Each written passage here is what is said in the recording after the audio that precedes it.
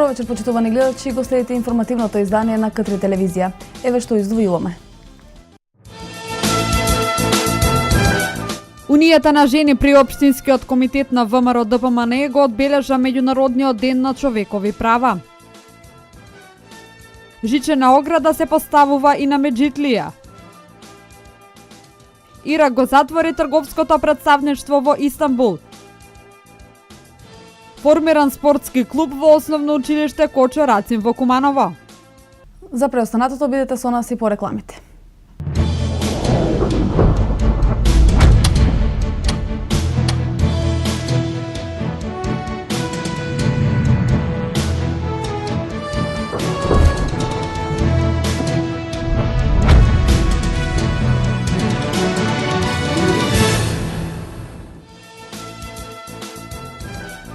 Добро вечер, го следите дневникот на К3.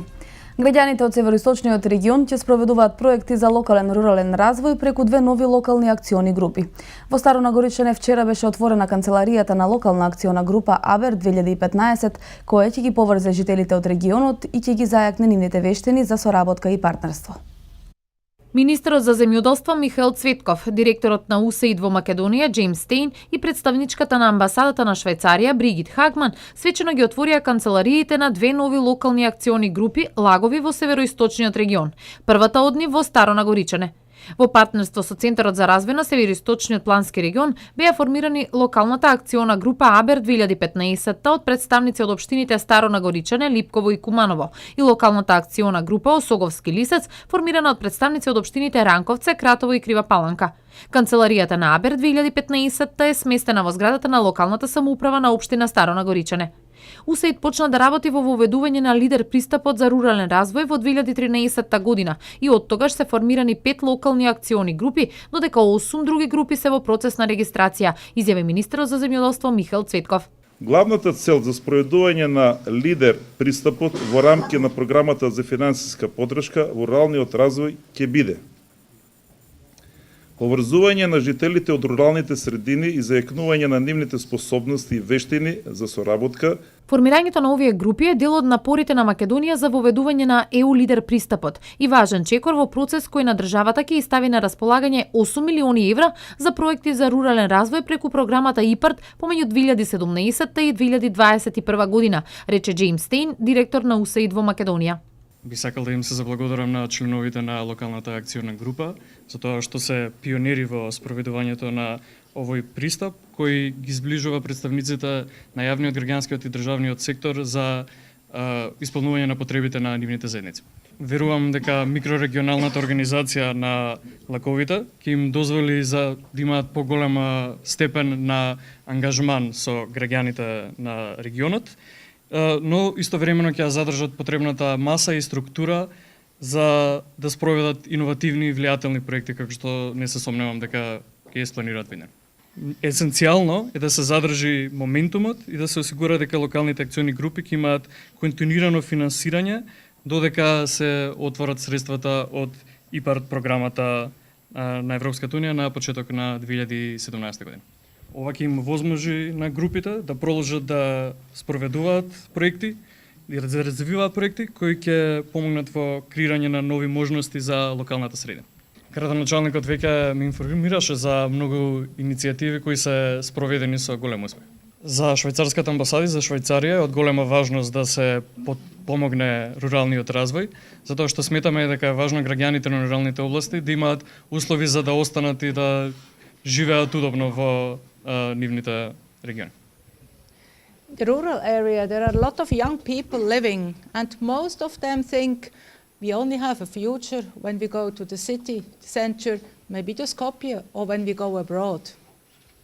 Во руралните области има многу млади луѓе кои веруваат дека иднината може да се најде само во градот, во Скопје или можеби дури некаде во странство надвор од Македонија. Еден од приоритетите на Старо Нагоричане е да работи да обезбеди иднина за младите во општината, за тие да може да останат и да работат тука. Локалните акциони групи се работни групи составени од представници на јавниот, приватниот и граѓанскиот сектор на локално ниво. Градоначалникот на Старо Нагоричане, Милован Стојковски, рече дека канцелариите имаат за цел да допринесат за подобрување на условите за живот на граѓаните од руралните средини, зашто непосредно можат да придонесат и самите жители. Елизабета Цветковска, директор на АБЕР 2015-та, им се заблагодари на сите физички и правни лица од регионот кои делуваат во руралните средини за амбициозноста да се приклучат и да членуваат во лагот и ги повика сите жители да доставуваат своји идеи и проекти. Локалните акциони групи се формираат низ Македонија од почетокот на 2015 година како дел од процесот на воведување на Лидер пристапот. Лидер е програма на Европската Унија дизајнирана за да помогне при оформувањето на јавно-приватни партнерства во рурални области со цел зајакнување на локалната економија.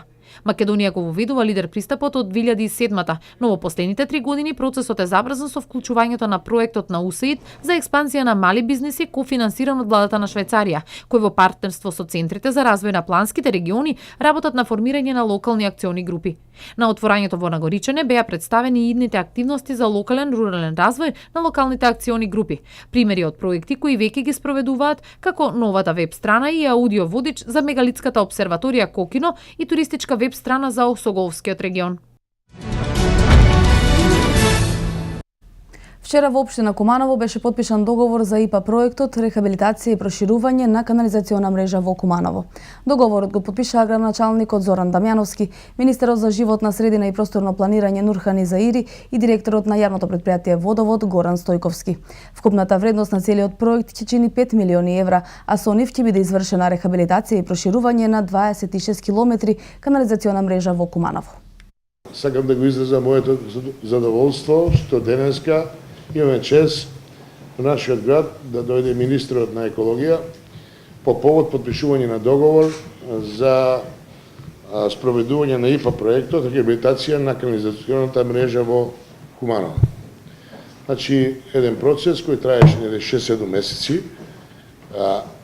Претходно имавме консултантски куќи кои го работеа целиот овој проект и на крај успеавме да изберем изведувач, договорот е пред нас и проектот ќе отпочне со изведба за 10 до 15 дена.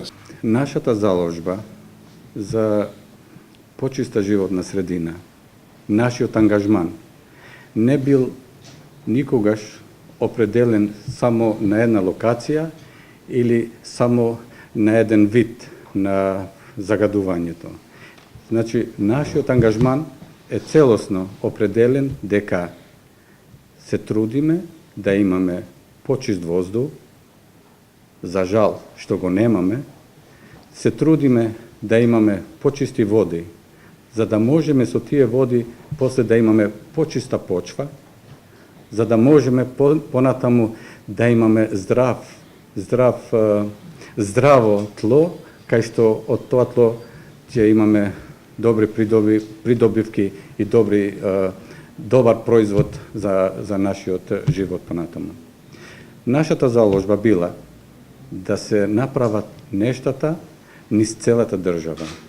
Да се направат таму кај што, како што кажа и градоначалникот, не верувале дека ќе се истера овој проект, а јас бев убеден дека овој проект ќе го истераме до крај. И еве, како што кажав на почеток дека ќе се заврши, ви кажувам денеска и во овој момент кога се подпишува договор за соработка помеѓу општината и јавното комунално предпријатие, дека овој проект рехабилитација и надградба на постојната канализациона мрежа ќе се реализира и тоа ќе се реализира пред крај на 2017 година. Благодарејќи пред се на огромниот ентузијазам, максималната посветеност и невидена истреност на градоначалникот на општина Куманово и максималното разбирање и верувате симпатии на министерот за животна средина кон општина Куманово, денеска сме во можност да го подпишеме овој договор и воедно да започнеме со имплементација на истиот, а крајната бенефит ќе имаат граѓаните на општина Куманово, кои што ќе добијат модерна и функционална нова мрежа и ревитализирана стара мрежа и секако крајен бенефит за животната средина во Република Македонија.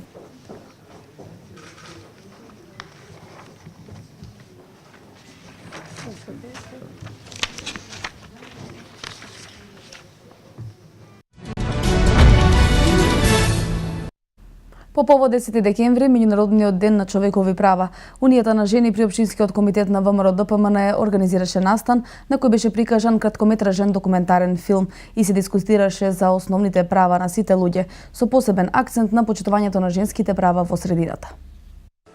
Унијата на жени при ВМРО ДПМН го одбележа Светскиот ден на човековите права со прикажување на краткометражниот документарен филм со наслов Приказна за човековите права пред присутните во големата општинска сала. Основните права се неотуѓиви и затоа нивното остварување не треба да биде доведувано во прашање, во насока на почитувањето на секој поединечен човечки живот и достоинство. Смета председателката Елена Митовска-Давидовска, повикувајќи се на Универсалната декларација за човекови права. 10 декември е прогласен за Светски ден, Меѓународен ден на човекови права, уште од 1950 година. По тој повод, денеска Унијата на жени на ВМРО ДПМН Крива Паланка организира настан на кој што ќе се прикажува краткометражен филм, каде што се опфатени човековите права. И на тој начин сакаме граѓанството и по-конкретно жените да ги запознаеме со основните човекови права. Би сакала да цитирам Општа повелба за човекови права која гласи: сите луѓе се раѓаат слободни, еднакви по достоинство и права. Со нивното раѓање и со првите моменти од животот, човекот ги поседува сите права. Тие се загарантирани, неотуѓиви и регулирани со низа меѓународни документи. По филмската проекција присутните имаа можност да дискутираат за основните права загарантирани со Устав, а посебен акцент беше ставен на правата на жените. Припадничките на понешниот пол во изминатите децении бележат релевантно почитување на нивните основни права, беше порачено на трибината. Интензитетот на загадување на воздухот во зимскиот период е на многу високо ниво. Поради ова на пресконференција реагираат членовите на Либерално-демократската партија од Куманово. Нема податоци дали и колку е загаден воздухот во Куманово. Праксата од другите градови покажува дека во зимскиот период интензитетот на загадувањето на воздухот е уште поголем. Денеска во Куманово има над 30.000 регистрирани патнички моторни возила и голем дел од домаќинствата се загреваат на дрва. Граѓаните и граѓанките на Куманово имаат право да знаат каков квалитет на воздух секојдневно вдишуваат.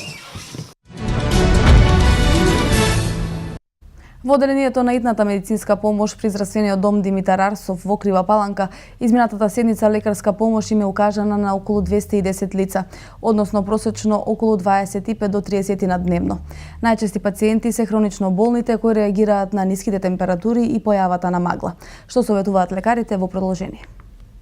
Одделението за итна медицинска помош во Крива Паланка во текот на изминатата седмица бележи околу 210 интервенции, односно просечно биле прегледувани околу 25 до 30 пациенти дневно. Најголемиот процент од лицата се хронично болни со здравствени проблеми кои настанале како последица од драстичните температурни промени. Прегледани се и лица со симптоми на настинка и грип. Број на пациенти кои што бараат помош на итна медицинска помош во изминатата недела се движи околу 210 пациенти, просечно 20 до 35 пациенти дневно доаѓаат. Значи пациентите обично знаеме дека сега во зимските услови се жалат на грип, настинка, фебрилни доаѓаат деца фебрилни. Значи оваа сезона бидејќи времето е такво, најчесто пациентите освен грип и настинка доаѓаат повеќе пациенти кои што се со мозочни удари, со акутни инфаркти на миокардот, со миокардиопатии, хипертензии, бидејќи нагла промена на температурите дневните, ночни си влијаат врз здравствената состојба на пациентите. Минусните температури во раните утрински и доцните вечерни и ноќни часови се причина за појава на настинки и грипови. Стручните лица препорачуваат да не се престојува на студено и на магла без потреба, да се консумираат течности и здрава храна, како и витаминска терапија, аналгетици против болка, како и антипиретици за намалување на телесната температура, а хронично болните редовно да ја примаат својата терапија. Со препорака на лекарите за пациентите да не излегуваат доколку немаат потреба во периодот кога е магла и кога се ниски температури, значи да излегуваат само по потреба, да седат дома во топли простори, витаминска терапија, топли напитоци, да избегнуваат ладни напитоци, газирани, исто така да избегнуваат масна храна, туку витаминска терапија. Од подрачната единица на хемиско-епидемиолошката служба информира дека од средината на октомври до сега вакцината против сезонски грип ја примеле околу 230 лица, а преостануваат уште 15 на вакцини. Техничкиот министер за труд и социјална политика Фросина Ременски да се заложи за обезбедување достоинствени услови за мигрантите кои престојуваат во прифатниот центар на Табановце, а доделените средства на државата да бидат соодветно употребени, порача активистите за човекови права од Куманово од Сдруженијето на граѓани Доверба. Активисти од Сдруженијето на граѓани Доверба со долгогодишно искуство во работа со внатрешно раселени лица кои работи за заштита на човековите права и здравјето на луѓето, укажаа на неажурноста на Министерството за труд и социјална политика за обезбедување соодветни услови за престој на мигрантите во прифатните центри. Посочија дека најкатастрофална е состојбата на Табановце, каде истоштените мигранти дополнително се изложени на немилоста на лошото време поради незатоплените шатори и кеа кутички.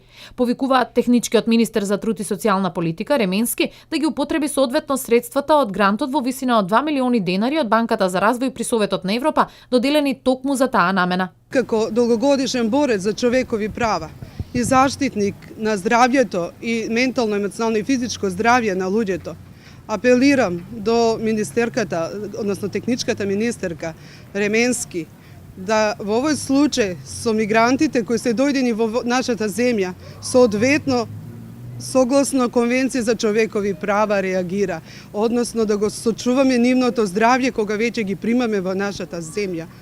Освен сместување, храна, ние треба да им задоволиме и една од основни потреби, тоа е топлина во ова ладно време. На сите тоа не е потребно. Тие се чувствуваат секако лошо, секако и ние други граѓани, како јас како бранител на човекови права, тоа го чувствувам длабоко во себе како грижа, на совест, зашто ние не им помагаме на тие луѓе да достоинствено го поминат времето додека се тука во нашата земја.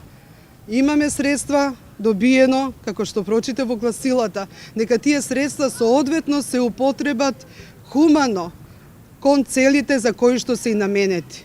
Од Доверба истакнаа дека најпогодени се децата и постарите кои не се навикнати на ниски температури во земјите од каде доаѓаат. Екипите на Црвениот крст и УНХЦР помагаат колку што можат да им обезбедат зимска гардероба, топол оброк, но сепак тоа не е доволно. Порачаа грижата за мигрантите да се огледа во обезбедувањето достоинствени услови. Инаку Министерството за труд и социјала има добиено грант од Банката за развој при Советот на Европа во износ од 2 милиони денари на почетокот на ноември од оваа година за справување со мигрантската криза. Учениците од Средното училиште Перо Наков ја изведува представата "Љубовта е вечна" пред членовите на Дневниот центар за лица со попреченост "Порака наша". Станува збор за представа која е спој од сцени од бегалка, печалбари и сцени од денешното модерно време. Пред корисниците на Дневниот центар за лица со попреченост "Порака наша", учениците од Средното училиште Перо Наков ја изведоа представата "Љубовта е вечна". Станува збор за представа која спои од сцени од бегалка, печалбари и сцени од денешното модерно време. Во оваа прилика би сакал да се заблагодарам на Средното училиште Перо Наков од Куманово што ни го разубавија денот и би рекол целиот месец. Значи вакво нешто, ваков настан ќе се памети долго во Порака наша. Се надеваме дека и во иднина, значи други институции на некој начин ќе ни обрнат внимание или ќе бидеме гости на некои вакви настани, затоа што ваквите настани се многу битни за социализацијата на корисниците во Порака наша. Целта на оваа представа е да испрати порака дека љубовта е вечна, таа нема граници и дека секогаш е победник. Станува збор за представа која учениците ја подготвуваа за нашиот патронен празник и овде сме тука да ја прикажеме пред децата во порака наша. Се надеваме дека и во иднина ќе продолжиме со соработката и планираме заеднички проект, значи заедничка представа во која ќе бидат вклучени значи наши ученици и децата од порака наша.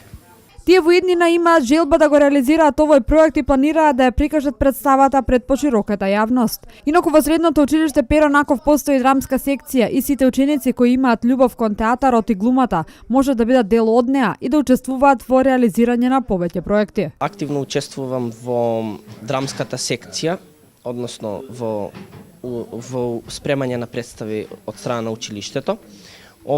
За оваа година ми беше прва. Го играм Кемал Ататурк, односно оваа представа беше извадок од Балканот не е мртов, заедно со мојата партнерка Елени Каринте, односно Кристина. Членовите на драмската секција активно работат, а за воиднина го најавија и новиот проект, односно представата Господја министерка, која треба да биде реализирана до април наредната година. Таа ќе биде прикажана во Кумановскиот театар, а во неја ќе бидат вклучени и лица со попреченост. Според податоците на Државниот завод за статистика, во третото тромесечје од 2015 година, невработеноста во Македонија падна на 25,5%, а минатата година стапката на невработеност во Македонија изнесуваше 28%. Во третиот квартал на годинава невработеноста во Македонија падна на 25,5%. Според податоците на Државниот завод за статистика во третото тримесечје од 2015 година, активно население во Република Македонија брои 954.610 лица, од кои вработени се 711.380. Стапката на активност во овој период е 56,9, стапката на вработеност 42,4, доека стапката на невработеност 25,5 јавува Државниот завод за статистика. Во вториот квартал од годинава невработеноста изнесуваше 26,8%, што значи намалување од 1,3%. Според познавачи на економските состојби, причината за зголемување на бројот на вработените лица во земјава се владините мерки како што е Македонија вработува, а кои овозможуваат голем број лица што немале работа или пак работеле хонорарно да добијат работно место. Минатата година стапката на невработеност во Македонија изнесуваше 28%, за годинава да биде достигнато историско намалување на невработеност од 25,5%. Македонската армија почна со поставување на жичена ограда и на граничната линија со Грција кај преминот Меджитлија, бидејќи овој предел се користи од мигрантите за илегално влегување на македонската територија. Армијата на Република Македонија врз основа на донесените заклучоци од управувачкиот комитет доби задача да ги спроведе потребните тактичко-технички мерки во однос на поставување на жичаната ограда, онаму каде ќе се оцени дека е потребно. За сега не може да се каже колкава ќе биде должината на оградата кај Меджитлија, бидејќи тоа зависи од потребите, но и од ситуацијата на терен, која честопати е променлива. На Меджитлија засега не се забележани бегалци, ниту обиди од грчка страна мигранти да влезат во земјава, но според дел од проценките не се исклучуваат нелегални преминувања. Дел од безбедносните експерти ја поддржуваат одлуката на војската. Велат, во услови на голем налив на мигранти, Македонија нема друг избор осем на овој начин истовремено да ја штити својата територија, но и да ги штити бегалците и мигрантите за кои земјава нема услови да ги прими. Од полицијата велат дека иако се крева ограда на Меджитлија, сепак досега не е забележан транзит таму. Објаснуваат жицата се поставува од превентивни причини. Од МВР информираат дека во Гевгелија засега е мирно, но потенцираат дека забележани се случаи на фалсификувани документи, а граничните служби ги препознаваат и ја вршат должноста. Алармираат дека и во наредните денови се очекува поголема бројка на бегалци и мигранти. Нов бран најавува и министерот за внатрешни работи. Тој алармира и за можност од ескалација на состојбата.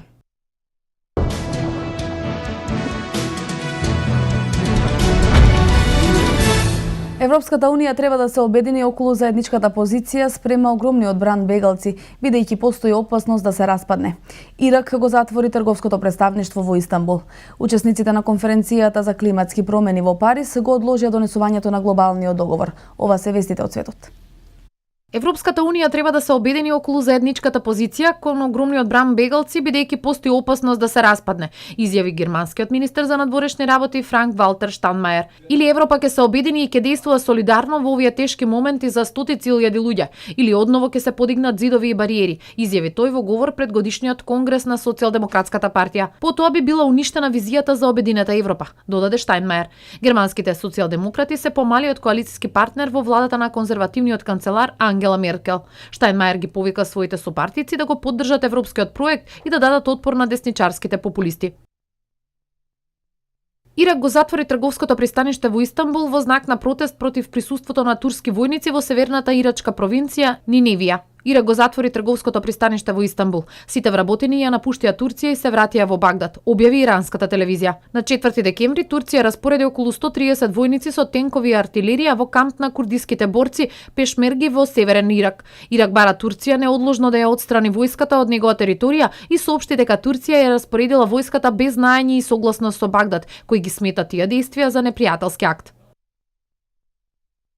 Според официјални информации, представниците на 195 земји се уште не успеале да ги надминат сите разлики на самитот во Париз и не успеале да го усвојат глобалниот план. За францускиот министер за надворешни работи Лоран Фабиус, кој го представи планот на 27 страници, тоа е добра основа за преговори. Текстот требаше да биде прифатен на пленарна седница. Според документот кој го представи Фабиус, преговарачите се договориле на долгорочен план, глобалното затоплување да се задржи значително под 2 степени во однос на прединдустријскиот период и дека се работи тоа да достигне 1,5 степени. Во нацртот се наведува дека владите треба што побрзо да се договорат и за највисокото дозволено ниво на емисија на штетни гасови. Она што е неприфатливо за богатите земји е делот кој дефинира различни правила за богатите и сиромашните. Текстот на глобалниот план според најавите ќе биде објавен во сабота.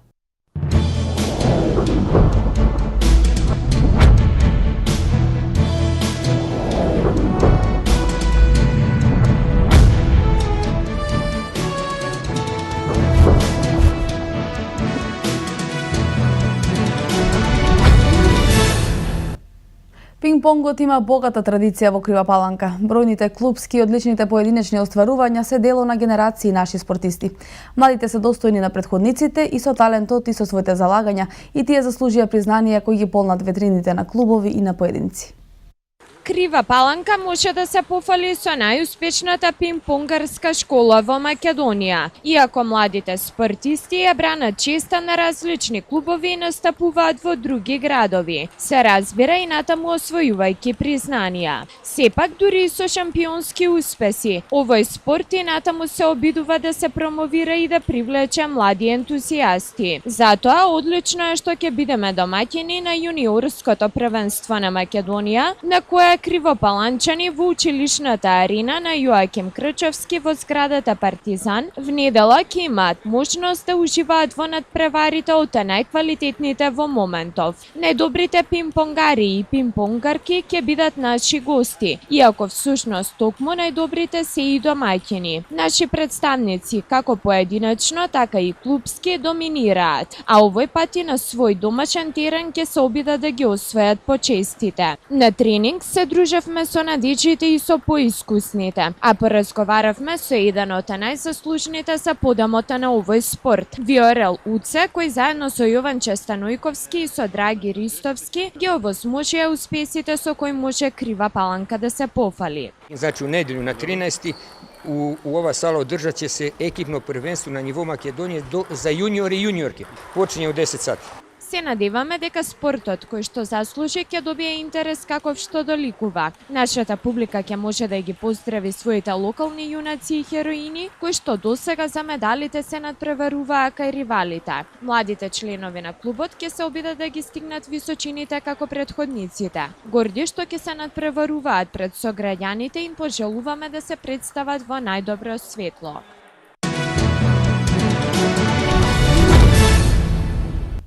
Основното училиште Кочо Рацин од Куманово стартуваше со проектот Училишен спортски клуб, кој е поддржан од Министерството за образование. Целта на овој проект е да се формираат што повеќе спортски клубови во училиштата низ државата, а крајниот бенефит е што помасовно вклучување на младите во спортот како важен предуслов во нивниот психофизички развој. Од овој проект веќе ги имаме првите резултати во државата, а младите основци во Македонија пројавуваат голем интерес за него. А токму такво нешто видовме и во салата на основното училиште Кочо Рацин во Куманово, каде голема група на деца, заедно со нивните родители, беа на првиот официјален тренинг. Интересот е голем како што гледате и самите. Ова е нешто ново во градот Куманово. Значи имавме налог од Министерството за образование да се отвори училишен спортски клуб. Како што гледате, ние отворивме училишен спортски клуб кој се вика Кочо Рацин од Куманово и кои земаат учество дечни од 1 до 9 одделение. Која ќе биде главната интенција во вашата работа на ова ваше училиште во идниот период? Па вака, значи ние имаме големи амбиции, значи со овој клуб гледаме далеку. Значи тука пред се вклучени, како што кажа, дечи од 1 до 9 одделение и се поделени во повеќе категории. Како на пример од 1 до 3 одделение се една група дечија, од 4 до 6 друга група и од 6 до 9 трета група. Тука имаме амбиции да ги потикнеме младите дечиња и родителите, значи да земат да спортуваат, да се градат здраво, да се развиваат здраво и право и да видиме натаму со текот на времето, да видиме дека излезе некој талент, да го насочиме по некоја друга спортска школа или спортска академија. Зашто не повеќе ќе работите во наредниот период со овој дечи? Па вака, значи ова спортска школа се офатени сите спортови, не е само еден спорт, значи тука се офатени сите спортови, биќе дечињата се малецки и уште не можеме да ги насочиме на некој спорт, затоа моментално сега вежбат од сите спортови како кошарка, фудбал, одбојка, гимнастика, ракомет, ставе најмалку детска јога, за понатаму кога ќе се развиваат како спортисти ќе ги насочиме во други клубови. Сметам дека имаат многу ќе влијаат многу на развојот на децата и е за поздрав еве овој проект и се надам дека во будучност ќе има повеќе вакви проекти. Вашето дете тука тренира и како се задоволни вие од работата? Да, веќе трети час како го посетувам овој проект. Моево дете, да, и некои дете со посебни потреби и засега сме многу задоволни, можам да кажам. Да се надеваме дека спортските сали во Македонија доправа ќе бидат уште помасовно застапени со нови спортски клубови, од кои еден ден некои таленти ќе станат нови асови на македонскиот спорт. Светската јавност згрозена од веста за убиството на фудбалскиот репрезентативец на Хондурас, кој заигра минатата година на светското првенство во Бразил. Фудбалскиот репрезентативец на Хондурас, Арнолд Пералта, е застрелан на паркинг пред трговски центар во родниот град Ла Сейба. Во Пералта пукал маскиран напаѓач кој бил на моторцикл, а несреќниот фудбалер починал на самото место. Жалиме за насилната смрт на одличниот спортист Арнолд Пералта, член на репрезентацијата на Хондурас, објави Министерството за внатрешни работи на Хондурас. Мотивот засега не е познат, но отфрлена е можноста за грабеж бидејќи на фудбалерот ништо не му било одземено. Исто така засега немало апсени. Длабоко жалиме за неговата смрт. Ова е тажен ден за нашиот фудбал, објави Фудбалскиот сојуз на Хондурас. Пералта 5 години играл во клубот Виде, а во 2013 година потпишал договор со Глазгов Рейнџерс. Од Шкотска се врати во јануари годинава, кога се врати во Хондурас и потпиша договор со Олимпија. И од клубот се простија од него. Жалиме за неговата смрт и континуираните насилни убиства во нашата земја.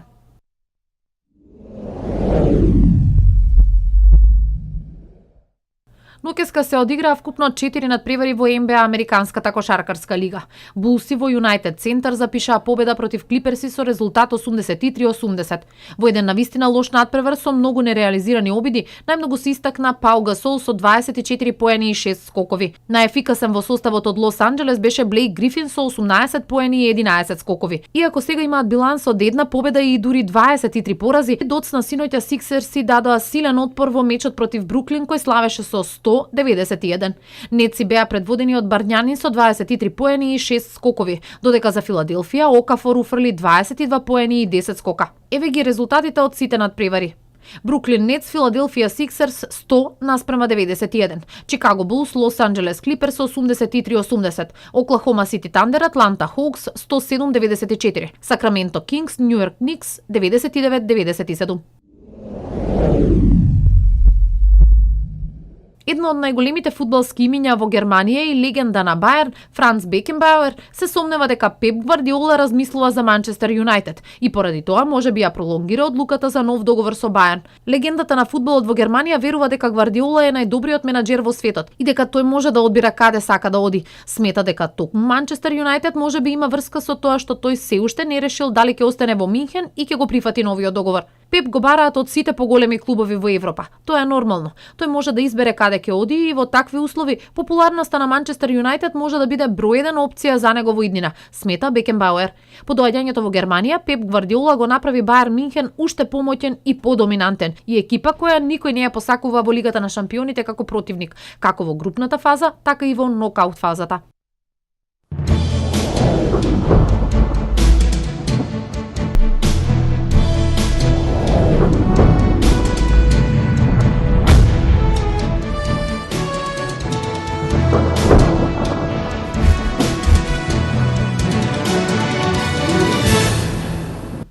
Какво време го очекува македонскиот североисток и колку ќе се движат температурите, да погледнеме од временската прогноза.